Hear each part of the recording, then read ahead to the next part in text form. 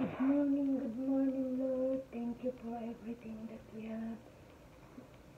Thank you for another day. Thank you to all of us, nationwide, worldwide, to all different countries, to all different people living in this earth. Thank you very much. To all the company of YouTube that you are giving us the blessings, opportunities that we can have our channel. Thank you to the all staff and workers of the YouTube company. How are you, YouTube? And to all subscribers of mine, to all my viewers, to all my supporters, and to all my relatives, both sides of my mother, my father, now to my employer, to the family of Madam and Sarah and Celine, and to all people in this world in different countries, and to all those people that you are supporting me from the beginning when I met and when I gained my Simply YouTube channel, my small YouTube channel, from the beginning and until now. Some mga vloggers that I support with you in your channel, your individual channel, and that I make subscribe also to you, and you help me also, that your supporters will be help also to me to support in my channel, and thank you very much talaga. And because all of you, nationwide, worldwide, to all different countries, I cannot mention you individual because too much already. I am just talking generalized, and you are including of my journey as OFW worker in Baghdad, Iraq, and to those open hearts and open-minded peoples that you are giving patience and understand to still watching of my YouTube, of my videos, the old videos every day, late videos or new videos that I'm download, you are always still watching. Thank you very much. In my hometown and in the Dinagat Island, in the Surigao City, Surigao del Norte, Siargao, mainland,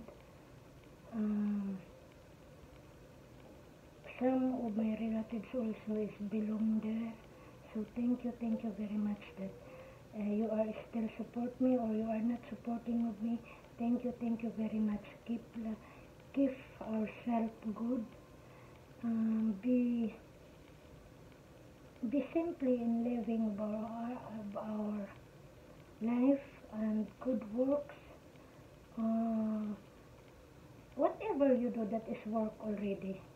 The important that we are still living in this earth with the God help, with the God provide everything that we have, because God is all universe, all world, to the all worlds talaga. God knows everything what we have, diba? So if I cannot mention you, just feel that you are including of my everyday videos in every routine here in Iraq.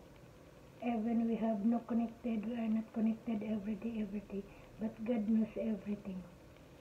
What inside of my mind, my heart, and my life, my work, and you, especially to those mga people that you are not open-minded.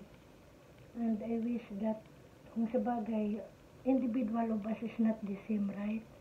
So we have differences talaga. But we are the same God. God always with us. God provide and God knows only what is our journey in our life while we are still here, okay? So thank you very much. Thank you and thank you and thank you talaga. And now Sisi is still sleepy. I starting already to wake up. I finish in the kitchen. The lunch box I finished. The breakfast is ready already. His clothes, stuff for the school. So I'm just waiting Sisi to wake up. While I'm waiting because she is moving and moving. So every day also this one. Not only I'm doing today, but every day since sometimes I stop to make riyada, to make sit up before I go to the bathroom, before I go it.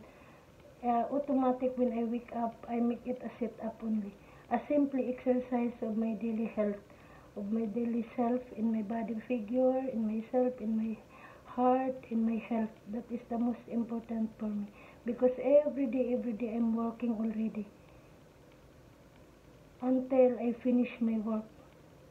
I can relax if I sleep now or I stay with Celine that she has her already in the school. So that's all. I'm just sit down and using my video, my cell phone, and sometimes if I'm working, I make what's that, but not all the time talaga. Work first before the cell phone. That's what I do, and that's what I am. Okay. So again, thank you. And thank you. Yelo na Celine.